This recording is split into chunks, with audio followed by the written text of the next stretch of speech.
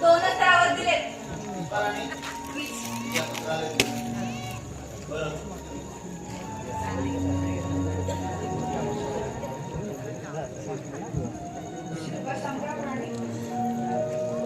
हे तर माझं तुझे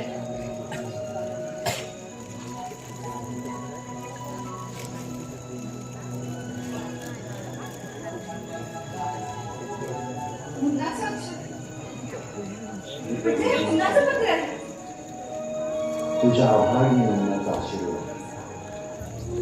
मी कुठं आहे याचा विचार चिंता करू नकोस. अगं मी आहे तिथे सुखात आहे, चिंता नसावी. मात्र तू सुखात असावीस हीच माझी अंतिम इच्छा आहे. येत्या 2 दिवसात तुला भेटायला नक्की येईल. अगं खरं म्हणजे मला या फरारी जीवनाचा अगदी कंटाळा आलाय ग. पण थांबलोय फक्त तुझं लग्न पाहण्यासाठी. नाहीतर कधीच गजाआड झालो असतो. बाबांचं दादाचं मला काहीच वाटत नाही ग. पण ओली चिंता लागली ती फक्त तुझीच. शिल्पा, अगं माझी आठवण येते का ग तुला? की राग येतो या मवाले कोणी भावाचा? पण शिल्पा, मला सतत तुझीच आठवण येते ग. आणि वाटतं एकदाच पंखावरून मी फिरव तुझा हात. शेवटचे घरटे माझे तुझ्या मंदिरात. मात्र माझ्या आठवणीने रडू नकोस. वाईट वाटून तर मुळीच घेऊ नको. अगं वेळे, होणार होतं तेच झालं. पोलिसांनी घरी येऊन तुम्हाला सुद्धा त्रास देतात असं काय? वाईट वाटलं ग. पण काय करू, तुझ्या लग्नाच्या दुसऱ्या दिवशी मात्र मी खरंच पोलिसांच्या स्वाधीन. तोपर्यंत असाच राहणार फरारी. हे पत्र वाचून फाडून टाक. दुसरं कोणालाही दाखवू नकोस. तुझा अभागी भाऊ मुन्ना.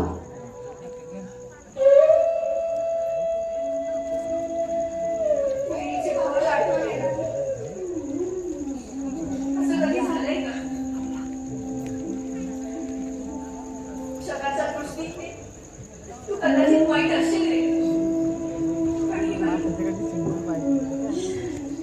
कशी वेळ तुला वाईट पडेल. लवकर ये लवकर घरी ये. पुन्हा तुझी लाडकी बहीण वाट बघतीये.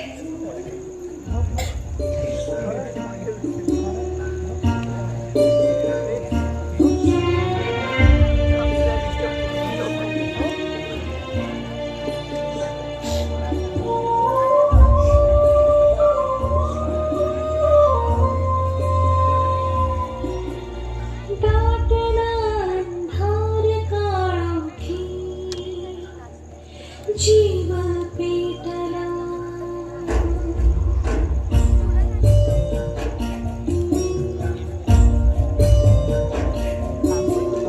दाटला अंधार काळोखी. जीव पेटला याच साठी मी जन्म घेतला.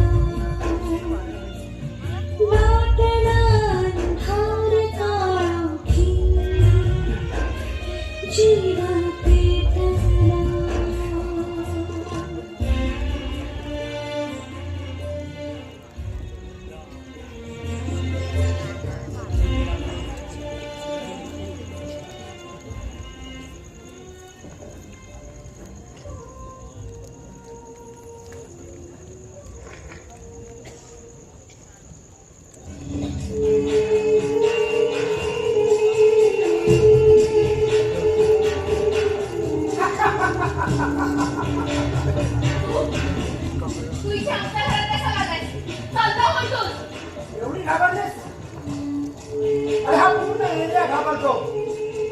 तू घाबरशील त्यात नवल काय? मला तुझ्याशी काहीच बोलायचं नाही. चल नाही इथून. ए चमक चलो.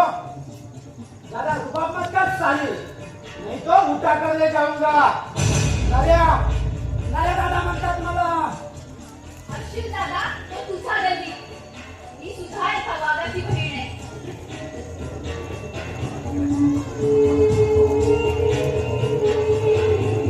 त्या दिवशी रवी पुढे आला, म्हणून तो गेला आणि तू वाचलास. नाहीतर त्या दिवशी मुलाने तुझीच अडचण बाहेर काढली असती. हे विसरलाच वाटतं. आणि आता पुन्हा इथे नाहीये. तू मला धमकवायला आलायस. चला गेले 3 महिने मी आणि सगळं पोलीस शोधतोय त्याला. चला कुठे गाडी मारून बसताय कुणाच ठाऊ. आता पण लपून लपून किती दिवस बसणार आणि जाऊन जाणार तरी कुठे. चला पोलिसांच्या हाती लागला ना तर फाशी होईपर्यंत जगेल. पण माझ्या हाती लागला ना साऱ्या कित्येक खलास करून टाकणार. माझ्या चाबीच्या मारणाला सूर घेतला नाही ना तर नाव नाही सांगणार नाही दादा म्हणून.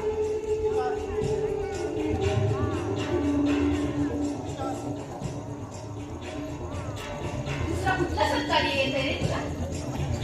सांग ना. दुसऱ्याचा जीव घेण्याकडे दुसरा कुठला सरकारी येत नाही तुला? रक्त पिपासून राक्षस तू.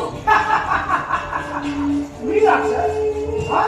मी राक्षस? आणि तुझा भाऊ काय देवगी नाही वाटतं. चला चाबीचा खून करून तो पुण्यवान आणि मी बाकी काय. एक गोष्ट लक्षात ठेव समजा. चाबीचा म्हातारे आई वडिलांनी आणि 5च्या बहिणीने मुन्नाला दिलेल्या शिवाय हे बांधल्याशिवाय राहणार नाही. समजलं ना? हो, समजलं.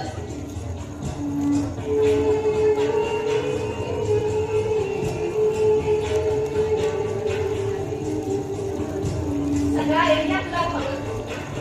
हीच नव्हता तो फक्त मुन्ना. आता तोही फरार झालाय. म्हणजे तुझा रस्ता मोकळा. तुझ्या भावाच्या दादागिरीचे टेंगण माझ्या समोर मिळू नकोस. अगं एवढंच देणार आहे माझा पुन्हा बसला असा भित्री मागवायसारखा. अरे इकडं सुद्धा हे बरोबर समोरासमोर नाणं करायला साले ते तलवारीने तुकडे करून गटारात फेकून देतो. हो, सिंहाने पाठ फिरवली ना की माकडं असेच वाकड्या दाखवतात.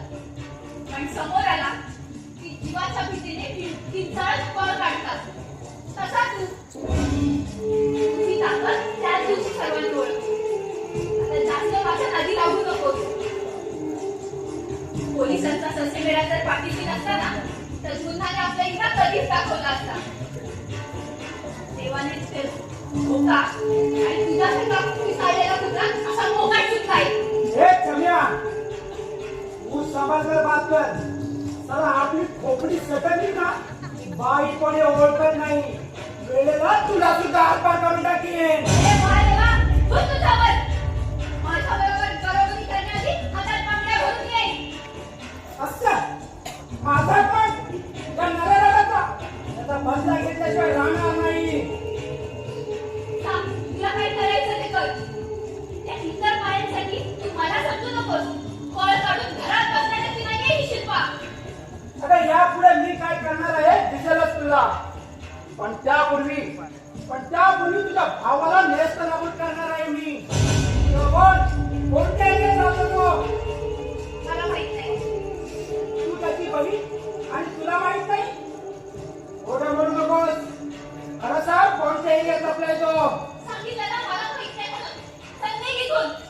गेल्या 3 महिन्यात तू आलेलाच नाही. नाही नाही नाही. आता जा इथून. आता जातो पण नंतर योग्य संधी साधून पुन्हा येईल. आता नाही तुला इथून जबरदस्ती उचलून घेऊन गेलो ना तर नावाचा नारा दादा नाही.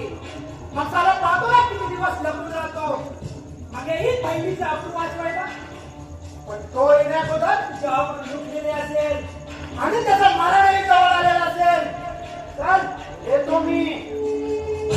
आणि हो, तू तयारीत राहा. राक्षस कुठला? किडे पडून चढून मरशील.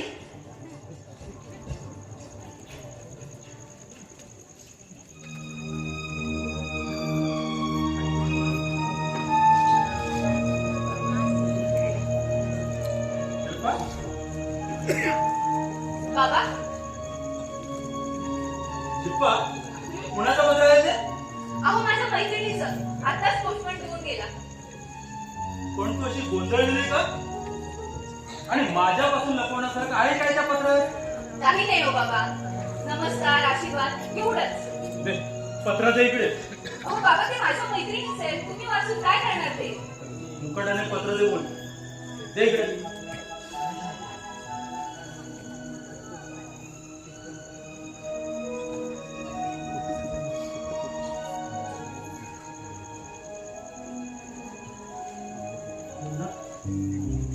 माझ्या मुन्नाचं पत्र.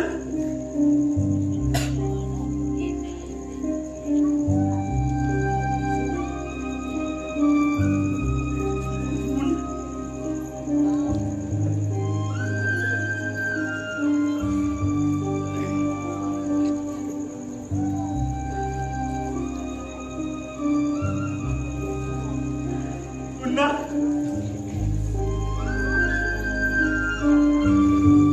मुन्ना बेटा कुठे आहेस तू?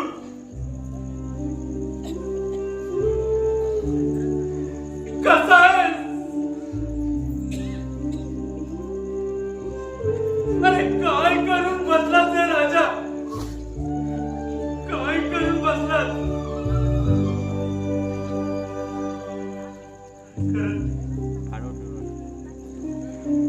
असेच हे मंदिर हे वाडीच्या किल्ल्यासारखे असतात.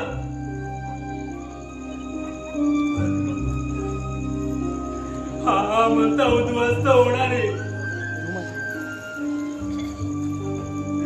तसं नसतं तर आज असं का झालं असतं का?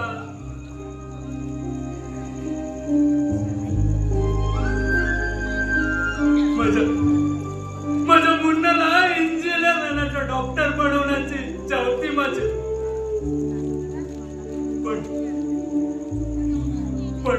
पण त्याला परारी गुन्हेगार म्हणून पाहण्याचं दुर्भाग्य लाभलंय मला.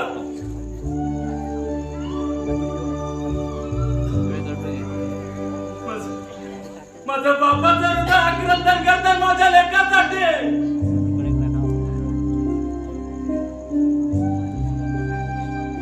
गरजाच्या या म्हातारपणी अपत्य भंगासारखं दुसरं दुःख नसेल जगात, नसेल या जगात. मोठ्या लाडानं रानाचा मोठा केला मी माझ्या मुन्नाला. त्याच्या आवडी निवडीला तरी विरोध नाही केला, कधी विरोध नाही केला. का तर मुलांच्या इच्छेनिरूप त्यांचं जग असतं.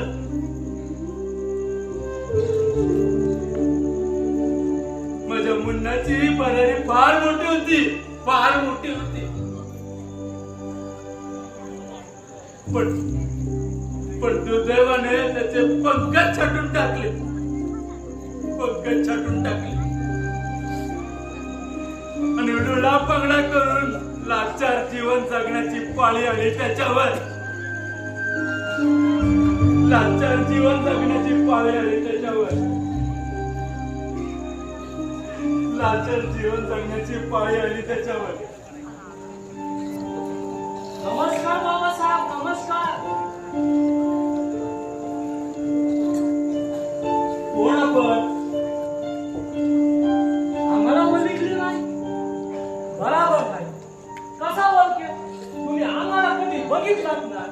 मग ओळखेल कसा? आम्ही भागू व्हायचे. अहो पण माझ्याकडे काय काम तुमचं? नाही नाही, दहा दिन तसा काय? आपला सहज मंदिर आला तुम्हाला भेटायला. कसं काय? बरं आहे ना? माझी एवढी आपुलकीने चौकशी करणारे तुम्ही कोण? तुमचे मुलाचे दोस्त. पुन्हा लई चांगला माणूस आहे. 2-3 टायमाला वाचिवला त्याने मला. तो होता म्हणून आपण जिंदा आहे बाबासाहेब. हो. अहो चांगल्या माणसाच्या नशिबात असं लाचार जीवन जगण्याची पाळी येते. त्यावेळी त्याने माझं ऐकलं असतं तर ही वेळ त्याच्यावर आली नसती. पुन्हा कंदी मला इकडे येते काय? नाही, मला लई दिवस त्याला बघावं असा वाटला. असा आमच्याकडे शंकेने बघू नका बाबासाहेब. आम्ही मुन्नाचा दोष आहे, दुश्मन नाही. दागोरची की कसं चांगली दोस्ती करूची मागून दगाबाजी करणार आमच्या रक्तामध्ये व्यवस्थित नाही ते गोष्टीसाठी आम्ही जान देतो. बस आम्ही नकावाली नाही. छी छी छी छी छी. म्हणून विचारते भूल न करली इकडे येते का? नाही हो. त्याला माहिती आहे, गेले तू हळू. 3 महिने ते इकडे आलेलाच नाही. त्याचा मी बरोबर आहे. कसा आहे ते पोलीस लोक सांगतात सोडत असतील ना त्याला. त्या छबीच्या बदली तो शाळा हलका ढिगाऱ्या मिळाला असता तर लई बरा झाला असता. पण त्याला पण मुस्लिमच नाही. शाळा पुऱ्या एरियाला तकलीफ देते आहे. अहो, त्याचीच दुश्मनी मागात पडली माझ्या मुन्नाला. त्याच्याबरोबर मारामारी झाली आणि मूर्त सगळं माहित आहे बाबासाहेब मला. तेव्हा बाबासाहेब आम्ही आले तुम्हाला थोडा मदत करायला. मदत. अहो, पण कसली मदत? आता आम्ही मारवाडी दुसरा कसला मदत करणार. हे घ्या 5,000 रुपये आहे. किंवा खर्चाला ठेव. नाही नाही बाबूबाई. अहो, एवढी आपुलकी दाखवली. आभारी आहे मी तुमचा. तुमचे पैसे तुमच्याकडेच ठेवा.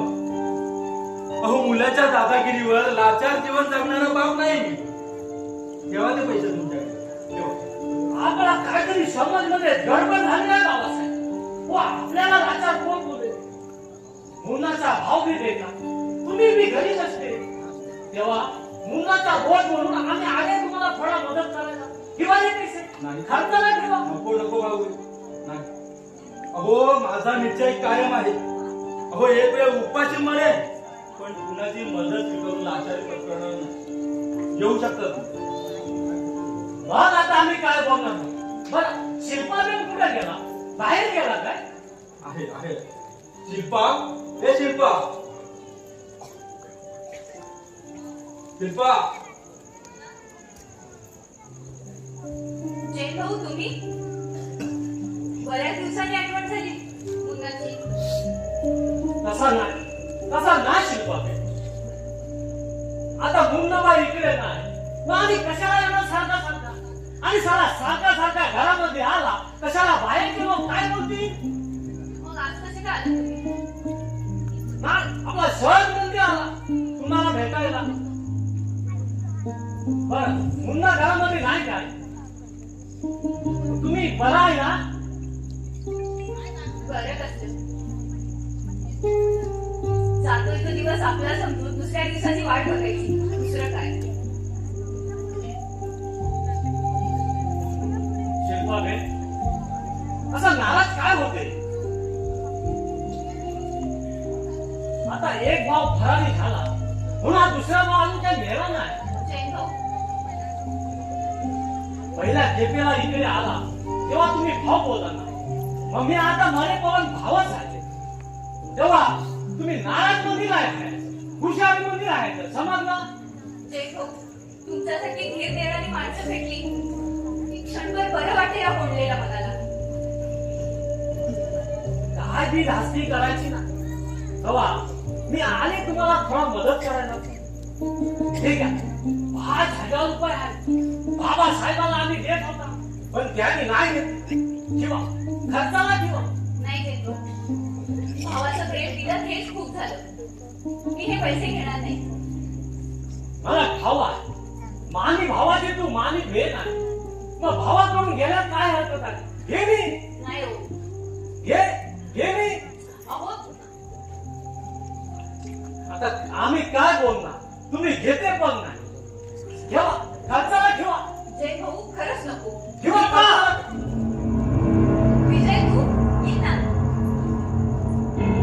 जय भाऊ तुम्ही या. पाहुणा घरी आला तुम्ही ऐकते पण नाही. मग आम्ही चलते. बर मुन्ना आधी तो फोन करा. फोन नंबर त्यांना मध्ये ठेवा 742-57101. बर आम्ही येते. हा असाच आमची मंदिर कधी येऊची जाईल. बरं.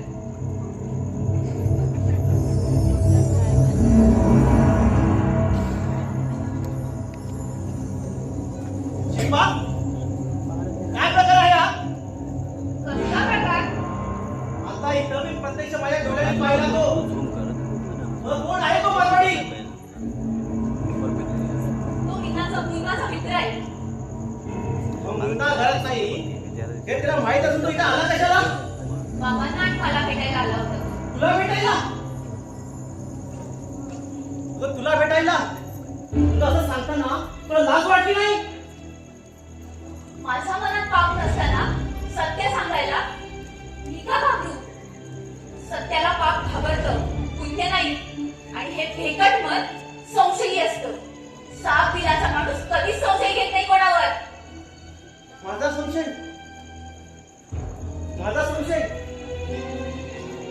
त्यामुळे तुला काही बोलायचं कारण नाही. शिल्पा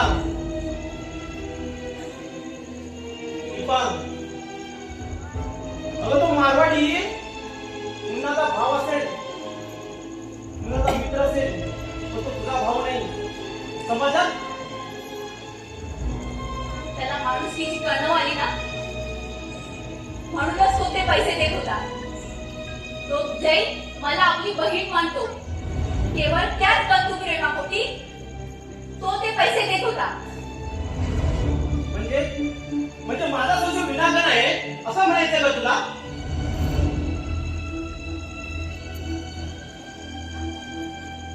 तुझ्यासारख्या संशयाने पछाडलेल्या माणसाला हे कधीच खरं वाटणार नाही.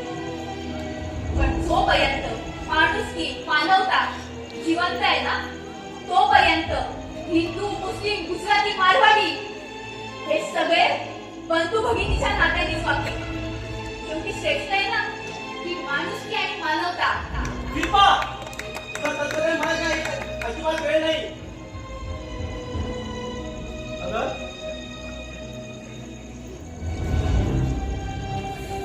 आणि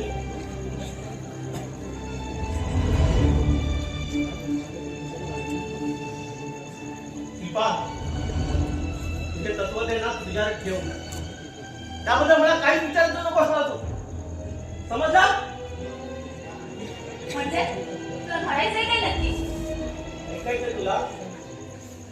ऐक, अगं तो मारवाडी मुन्नाचा मित्र असेल पण तुझा भाऊ नाही. अगं तो वेळोवेळी इथे येतो, तुझ्यावर पैशाची उधळ करतो, पण तू त्या स्वतःचा शरीर खबरदार असं गरम ओकल्यास कर. स्वतःच्या होणाऱ्या भक्तीबद्दल असं गरम ओकताना तुला शरम वाटत नाही? अरे कशाला एवढं शिकलास? आग लागू तुझ्या शिक्षणाला. माझं शिक्षण, माझा शहाणपणा, याबद्दल बोलायचं काहीच कारण नाही. शिल्पा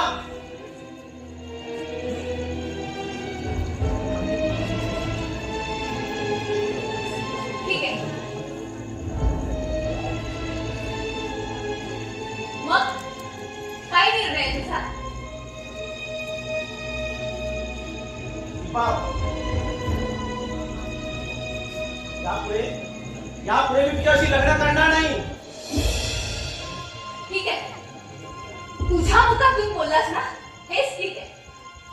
तुला काय वाटलं रे? मी लाचार होऊन भीक मागेन तुझ्या समोर, पदर पसरेन? तसं मी मुळीच करणार नाही. मी सुद्धा एका मागणी बाबाची मुलगी आहे. वेळेला लग्नाशिवाय अविवाहित राहील. पण तुझ्यासारख्या माणसाच्या गळ्यात मार घालून आयुष्यभर पछतावण्यापेक्षा मी मृत्यू स्वीकारेन. ऐकलास माझा निर्धार?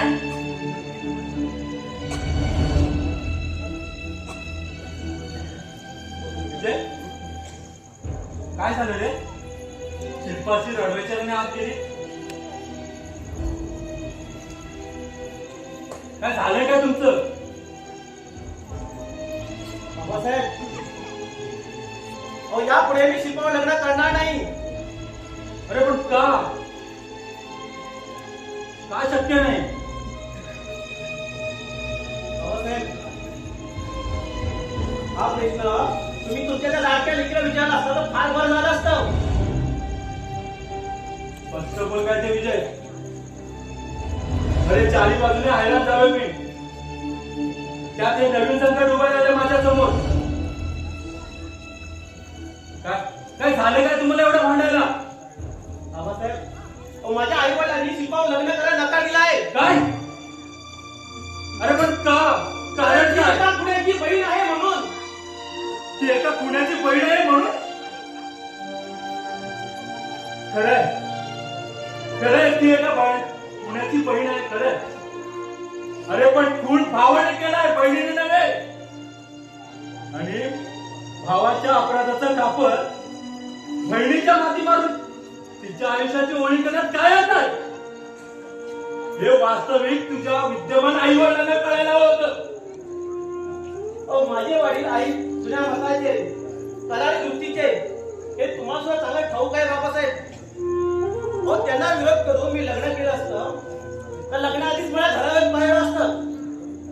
तेवढेच मी करायला तयार होतो, पण आज इथं आलो प्रत्यक्ष माझ्या डोळ्याने पाहिलं. त्यावरून ठरवून टाकलंय की तुमच्या शिल्पावर लग्न करायचं नाही म्हणून. अरे पण काय काय पाहिलंस एवढं की माझ्या शिल्पाचा तुला तिरस्कार वाटावा? सगळ्या गोष्टी सांगायचं मी फक्त घेतले बाबासाहेब. या गोष्टीला काय आहे ना ते विचारा. ते विचारा तुमच्या तत्वशील कन्येला. येतो मी. हा म्हणजे शिल्पा, हे शिल्पा, काय म्हणताय बाबा? शिल्पा बा, काय झालं ग? विजयने तुला लग्नाला नकार दिला तो? झालं ते ठीकच झालं बाबा. अशा संशयित माणसाच्या गळ्यात माळ घालून आयुष्यभर पश्चाताप करत बसण्यापेक्षा अविवाहित राहिलेलं काय वाईट? अगं पण एवढं संशय घेण्यात काय पाहिलं त्यांनी?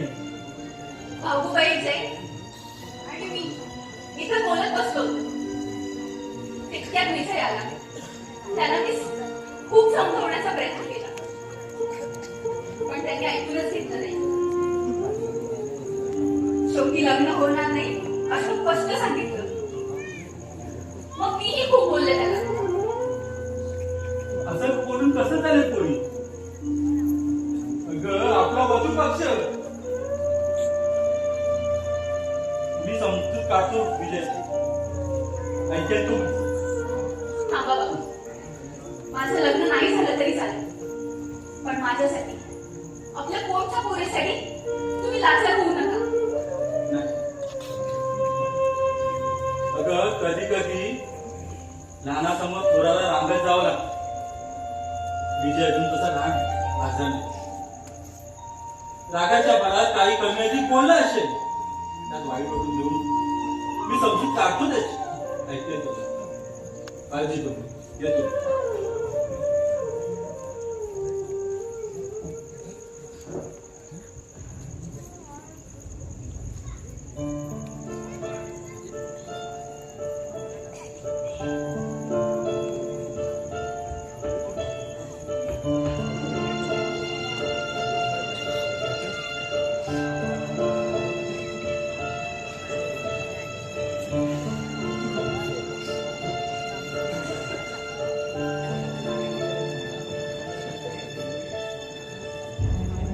बस साधी रडाला.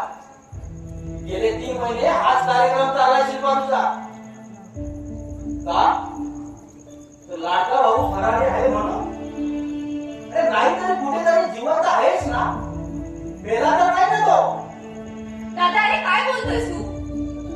पाठीला पाठ लावून आलेला भाऊ आहे ना रे तुझा? त्याच्याबद्दल असं अवघड बोलतोस? अरे भाऊ कसला? गुन्हे आहे तो गुन्हे. त्याच्यामुळे सगळे एका विशिष्ट नजरेने पाहतात आपल्याकडे.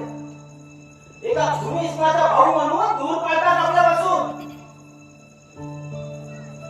अरे ओळखीचे ओळख सुद्धा देत नाही. का तर मुन्ना आमचा भाऊ म्हणूनच ना. त्याला आता कोणाचा इलाज आहे का? तो खुनी आहे. तो खुनी झालाय म्हणून आपल्या रक्ताचं नाटक उठणार आहे का रे? असल्या नात्याला मी किंमत देत नसतो शिल्पा. त्याच्यामुळे लोकांच्या शिवाच्या आम्ही खायच्या. आताच त्या शाळेच्या आईने मला भर रस्त्यात पाहून शिवायची सरबती सुरू केली. काय करणार? खाली मार घालून तिथून निघून आलो मी. आणि तू काय करणार होतीस? त्याची आठवण आली म्हणून. त्याची आठवण आली म्हणून तू रडत नव्हतीस.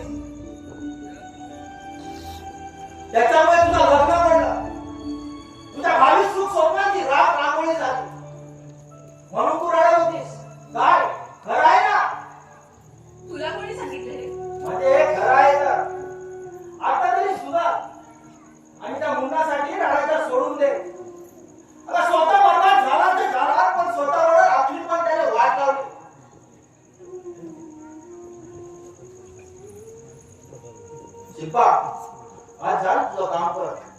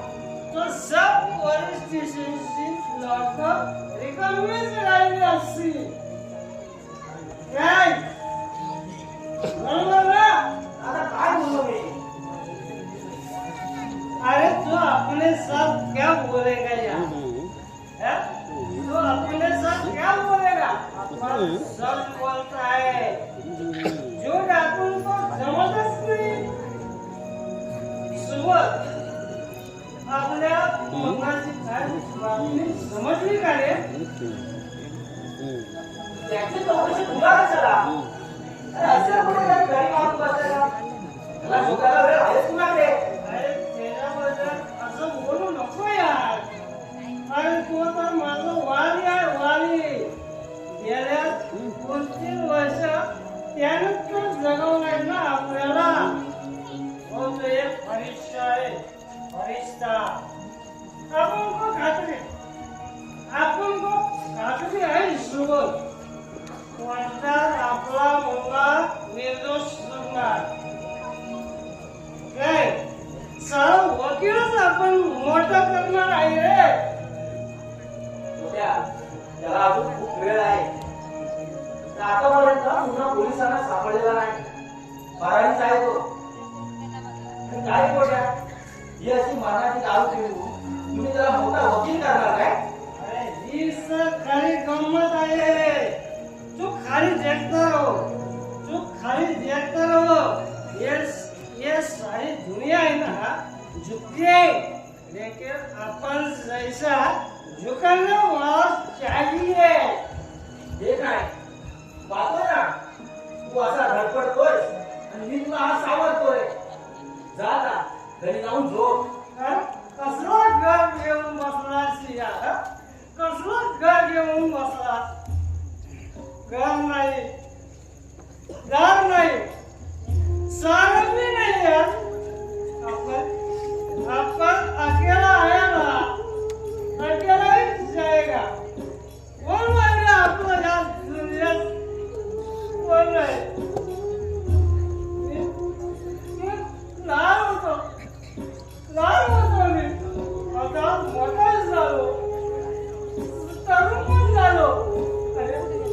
अरे वाटलं होतं सारा आता माझं लग्न होईल.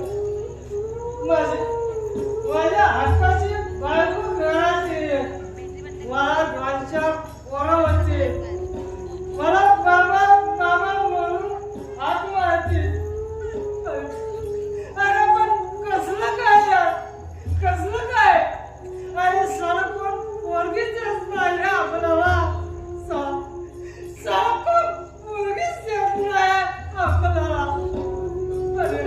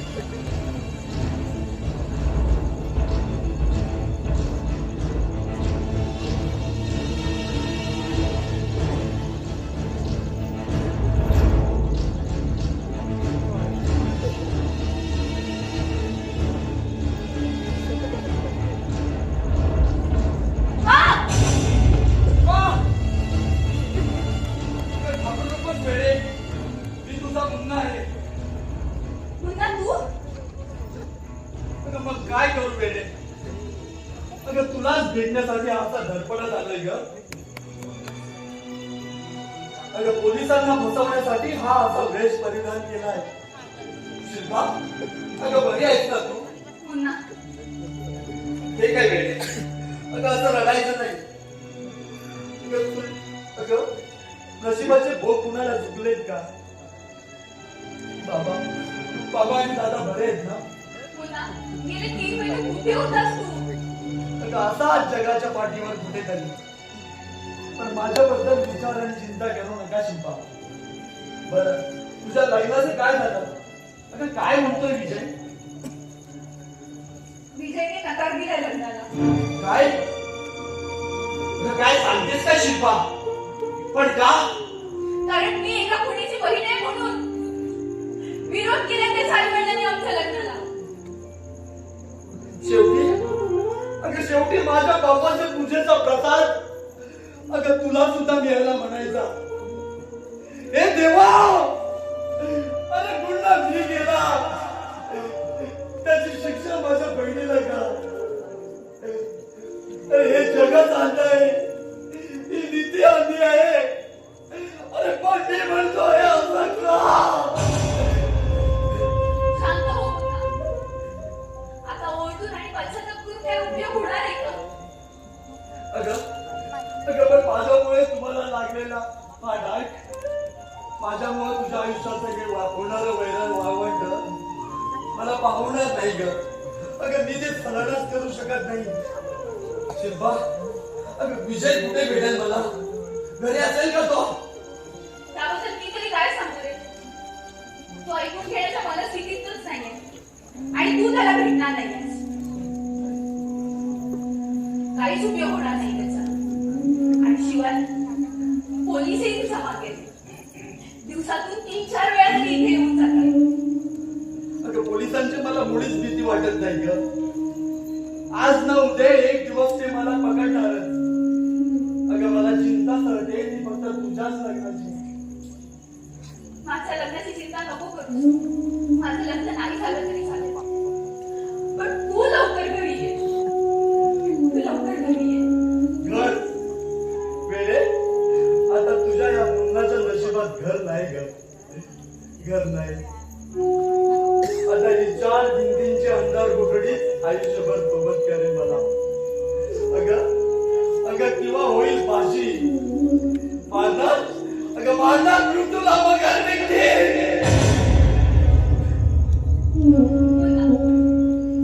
नको रे असं जीव घेणे बोल बोल. नको असं माझ्या आणखी हृदयाला पीळ पडू. बहिणी चढू कर.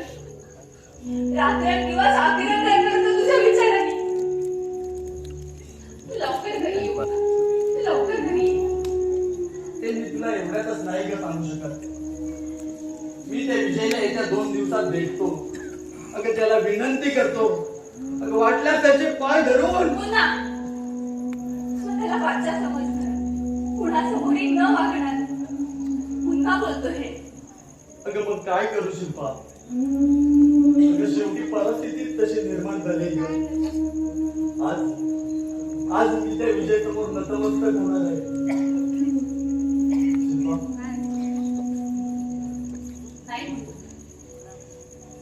माझ्या सुखासाठी तू त्या फालतू माणसाचे पाय धरणार नाहीयेस. तुझा सध्या पाणी भाऊ त्या माणसाचे पाय धरणार. यापेक्षा वाईट दुर्दैव कोणतं? माझी शपथ आहे तुला. तू कुठेही नतमस्तक होणार नाहीस. इथून पुढे तू माझ्यासाठी कुणासमोरही लाचार झालास तर तुझी ही लाडकी बहीण आत्महत्या करून या जगातून संपलेली दिसेल तुला. कसली भयानक शपथ घातली तू मला. ठीक आहे, मी तुझी शपथ मोडणार नाही. बरं अगं येतो मी आता. आता इथं मी जास्त वेळ थांबू शकत नाही. बरं येतो मी. परतरी शिकू ना. अगं असाच कधीतरी लपत छपत त्या पोलिसांच्या हाती सापडेपर्यंत येईन मी. शिल्पा अगं, मी कधी खरडी झाल्यास कधी नारे आला होता का की इथं? तो नऱ्या तो कसा येईल त्याला नाही तो नाही आलेला इथे. त्याची माणसं इथे येऊन कोणी त्रास देतात तुम्हाला? नाही रे तू गेल्यापासून इथे कोणीच येत नाही. पण हा अजून मधून तो भगुबाई जे येतोय बरं ठीक आहे, येतो मी शिल्पा. पुन्हा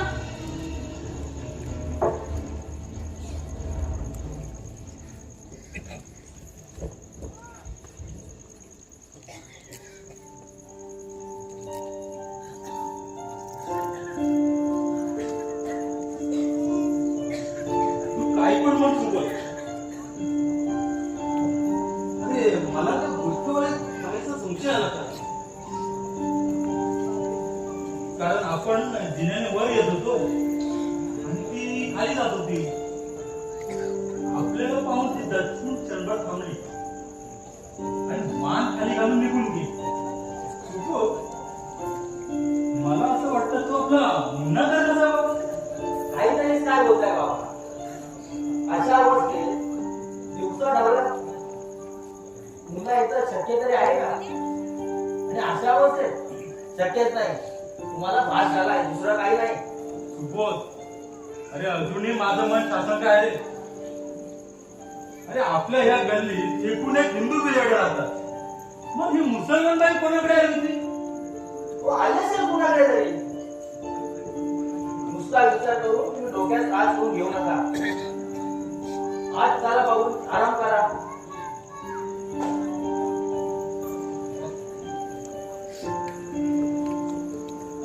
शिल्पा, अगं ये शिल्पा. काय म्हणतोय दादा आणि बाबाची बाहेर काय पाहताय? अगं आता ते काळा मुंगा घातलेली बाई आपल्या बिल्डिंग वरून खाली उतरत होती. तिला पाहून आपल्या बाबांना वाटलं की तो आपला मुन्ना असावा. अरे असावं म्हणजे काय? मुन्नाच होता तो.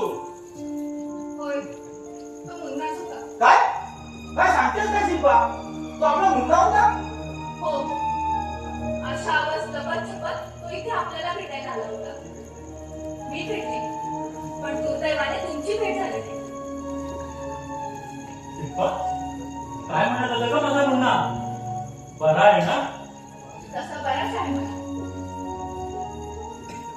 आपली तिघांची चौकशी केली. विजयबद्दल सांगितलं मी त्याला. ऐकून फार वाईट वाटलं. तसाच चालला होता त्याला भेटायला पण शपथ घालून मीच अडवलं त्याला. हे मात्र चांगलं केलं कोणी. अजून काय म्हणत होता का माझा मुन्ना? नया त्याबद्दल सुद्धा विचारलं पण मी कुणी इथे येत नाही असं खोटं सांगितलं. तशाच समाधानी चेहऱ्याने चौफेर बघून निघून गेला. मग आम्हाला कोण थांबला का नाही तो? असा कसा थांबेल बाबा तो? पुरा एरिया इथे चांगलं म्हणून आपल्या मुलाला. शिवाय पोलीस दिवस रात्र ट्रॅक चेक लावून शोधतायत. तर तुम्हीच सांगा कसा थांबणार तो इथे? हे असं धक्काबुक्कीचं जीवन किती दिवस जगणार आहे कोण? त्यापेक्षा पोलिसांच्या स्वातंत्र्य व्हायचं. आता आपल्या शिल्पाचं लग्न. बाबा यापुढे माझ्या लग्नाचा विषय नको. माझं लग्न नाही झालं तरी चालेल. माझा मुलगा सुखरूप घरी आल्याशिवाय मी लग्न करणार नाही. अहो तो बाहेर राजा जीवन करतोय. आज याच्या दारी तर उद्या त्याच्या दारी. आणि मी आनंदाने लग्नाचं बोलण्यावर चढू. ते शक्य नाही बाबा. खबरदार जर तुम्ही जागेवरनं हलण्याचा प्रयत्न केला तर योग्य केला का? परत चालना.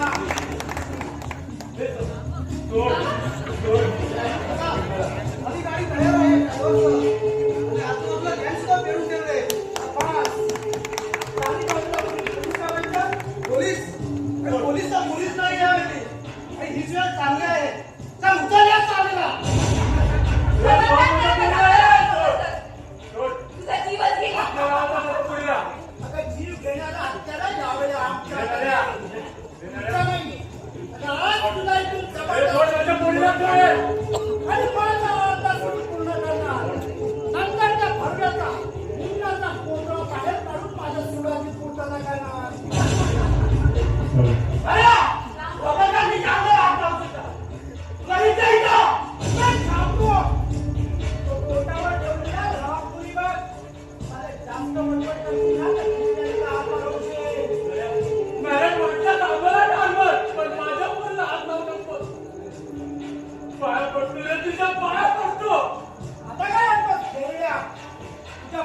आपण जाणार म्हणून रडतो. अरे पण स्वतःचा पोरगा मेला हे पाहून काय वाटलं असेल त्या सॅमीच्या बापाला? याचा कधी विचार केलास का तू? अरे डोळे देखत सापडत गेलेल्या आपल्या लहानच्या मुलाला पाहून सॅमीच्या आईला, अरे तिच्या हृदयाला किती यातना झाल्या असतील याचा कधी विचार केलास का तू? पण सॅमीला ते मुंडाने मारलंय. त्या शिल्पाचा काय दोष? आणि तिचे आपण लुटून तुला काय मिळणार? मला मिळणार आसुरी आनंद. कारण शिल्पा मुंडाची बहीण आहे म्हणून. मला गेले 3 महिने फरारी झालाय काय? आपण चालणार नाही हं?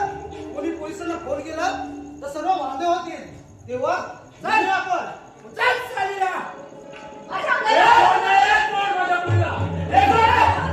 ए, कोण? दादा! ए, दादा, हात जोड. ए, दादा! ए, मला कोण बोले? ए, कोण बोले? ए, कोण रे? रागावून हरण्याचा प्रयत्न केला ना? शिल्पा! हल्लाच करून ए, टाकेल. माझ्या मुलीला सोड. आम्ही इथून बाहेर जाईपर्यंत कुणी बाहेर आल्याचा प्रयत्न करायचा नाही. आम्ही इथून गेल्यानंतर किती जण सर्वांच्या दाराला ए, लावलेला सोड रे, माझ्या मुलीला घेऊन जा. विचारायला त्यांना आमच्यामुळे जास्तीचा त्रास नको. अरे ए, मुली! बाबा, शिल्पा! बाबा, अरे शिल्पा! शिल्पा! काय झालंय? कसं झालं? त्याचा परमेश्वराचा काय गुन्हा केला म्हणून तो मला असं रडायला लावतोय? मुन्ना, मुन्ना हे सगळं तुझ्यामुळे होतंय. मुन्ना, तुझ्या दुश्मनी महागात पडते.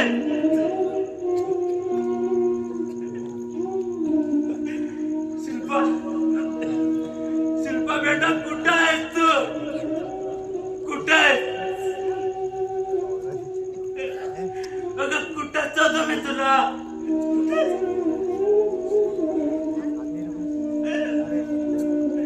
शिल्पा,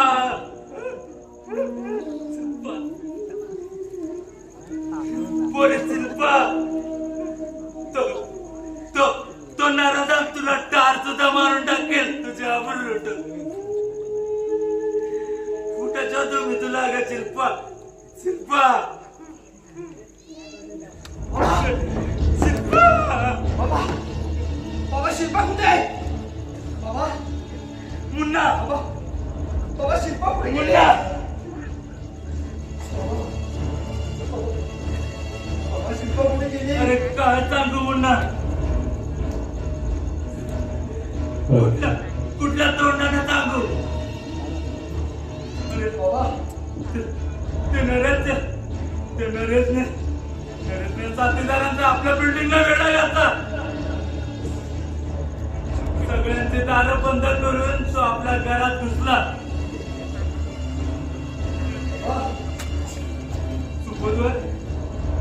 सुबोधवारांनी माझ्यावर पिस्तूल रोख तो माझ्या शिल्पाला पळवून घेऊन गेला. अरे अरे माझ्या गुन्ह्याची शिक्षा आज माझ्या बहिणीला देतोस काय? शिल्पा!